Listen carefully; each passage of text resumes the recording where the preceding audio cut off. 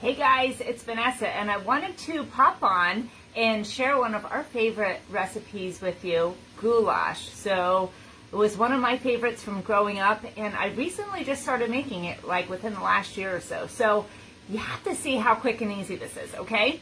So to start off, what I did was I browned 2 pounds of Hamburg, cut up an onion and browned that with it. We drained the grease, and now it is ready to start adding the rest in. So I've got my potatoes and onions right in, I'm sorry, not potatoes, my Hamburg and my onion right inside here. And now what we're gonna do is just press some garlic. So I'm gonna give you a little bit of garlic knowledge for those of you who've been getting your garlic out of a jar, right? You know who you are. So when you're buying your garlic, you want to make sure that the skin is white and tight. So if you go to the store, think about men's underwear, white and tight, and that's how you're going to pick your garlic. On the bottom, you can see if this was grown domestically or if this was imported. You can tell that, well, I bought this one out of the sleeve, so this one was imported, and I'm sure if we look on here, it'll say product of China, I think. So if you want to support local farmers, make sure that you get the root on there, all right? So we're just going to take 3 of these cloves. Can't even rip them off here. So, a funny story, when I started pressing my own garlic, I thought that the whole thing was called a clove, and I had a recipe that called for 2. So I put the entire bulb in, and I was going to do the second one, and I'm like, oh my gosh, this is terrible. I'm like, I feel like this is enough. So I had like 14 times the amount of garlic that was supposed to be in there. So I'm going to take the garlic press. Don't even take the skins off. Very, very easy. And we're just going to push it right inside there. So it comes with a little brush that you can use. The little brush has been gone from my house. Oops, you see the skin just pops right out, okay? So we'll just put the next 2 in there. Looks just like a Barbie brush, so it's been gone from my house for ages. So just give this a little bit of a mix. I've got this new mix and chop spatula. It is real handy for draining the grease, doing all of that. So let's talk about this really quick, the garlic press, and look how nice that skin just pops right out, okay? So you can use this for other things that are not just garlic. So I used this for bouillon the other day. If you ever make your broth with bouillon, it takes forever and a lifetime to dissolve. Just stick it in here and give it a stamp. You can also use it for your Star-Brite mints. Like, so if you're making hot chocolate or desserts, this is a really great way just to chomp it up really quick, okay? And if your fingers get a little stinkeroo, just give it a rub on here and it's going to neutralize the smell. I've always wondered if it works on your armpits too, so if anybody's tried that, you got to let me know. But it's a little bit weird. You don't want to be rubbing your armpits on your kitchenware, right? Okay, so we've got that going on here. Now what we need to do is add about 1 tablespoon of the Worcestershire sauce, however you pronounce it. So we'll just put that right inside there. I love these little things. It makes it real easy to measure liquid, especially if you're a little wobbly.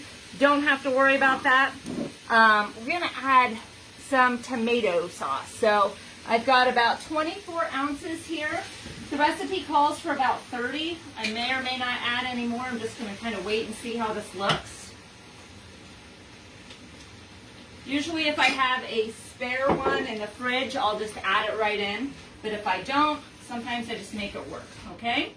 Let me just mix up the macaroni here. I've got 1 pound of elbow macaroni boiling back here. We're going to boil it just for a few minutes. And I think I'm just about out of time here on it, so it's going to be finished here any moment. Stir that, make sure we don't have any sticking on the bottom. And now what we're going to do is just add 2 cans of diced tomatoes. So with the easy open, smooth edge can opener, I can't even think tonight, just going to kind of lean it right onto the side there and just start turning. It is very easy to open these. You're not going to worry about getting yourself cut or your garbage man getting cut. Just go until you feel that it's done, and then it has like the trigger in the teeth, and you just pull right up. So we're just going to dump those in too. Okay. And the next one, so this makes for a great gift for practically anybody. It works for lefties or for righties. And you know what you can do with the lids? You can use these as Christmas ornaments or little decorations. The list is endless, right? So just pull that right off just like that. Look how easy peasy, right? Just dump that right inside there. Let me give it another spin here. It is looking delightful. Okay, give that a spin. Let me see what's next here. Mix until combined. Now we're going to stir in some Italian seasoning. So I've got some here. I am almost out. So I'm just going to pour in everything that I've got because that's all that I have. And then we're going to measure out some salt and pepper. So I've got these cute little snappable things. You know, they don't have to worry about them getting broken apart or lost because they're already apart. I love them like that. So how much salt do we need? 2 teaspoons of salt. So I'll just mix that in here. You know, if you want to cut that out, you can totally cut that out. Sometimes I just eyeball it. This is one of those recipes that you just can't mess up. So ½ teaspoon of pepper. Okay, we've got that. And now what I need to do, let me move that out to the side. I'm just going to dump out my macaroni here and strain it. So if you have not seen these, I just have to take a moment and show you. So this is the stainless mesh colanders. These come in a set of 3, and the great thing about them is they also match up to the stainless mixing bowls, which look how fantastic it is. I can stick my thumb in it. But there's one that coordinates with each one, so I can pull this out of the sink after I drain it, and it's going to fit right inside here, and I won't be making a mess all over my cupboard, or all over my countertop. Who wants that, right? Okay, so I've got this going. Let me just strain this really quick.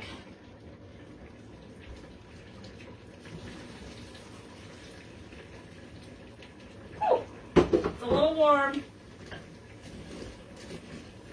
I may or may not have lost some flesh on that one. Okay.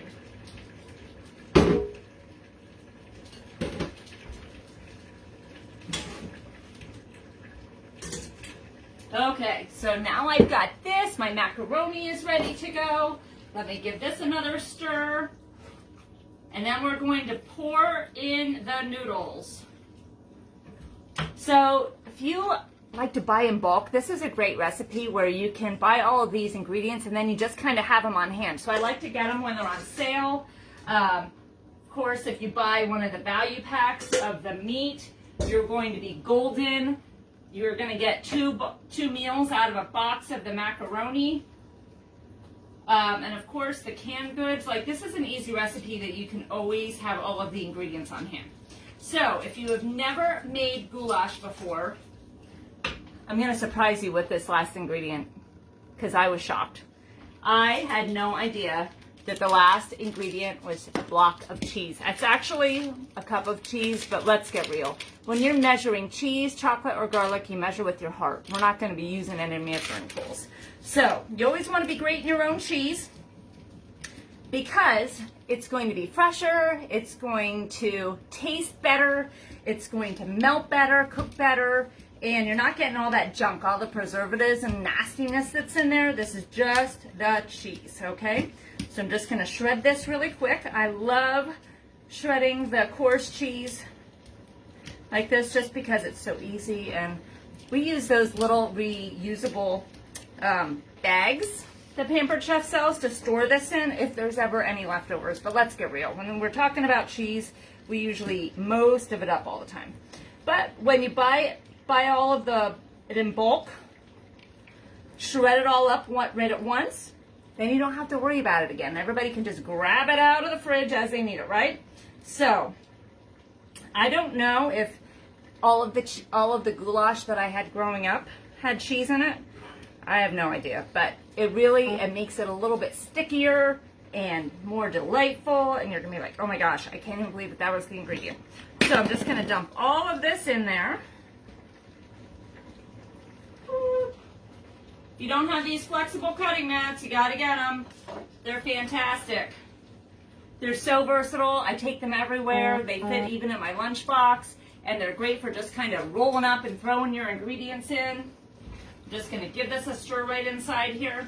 Now the recipe calls to bake it after we put everything in, I never actually bake it. I always just do it right on top of the stove here, and everything's going to be nice and hot. The cheese is going to be melty, and look how awesome this thing is.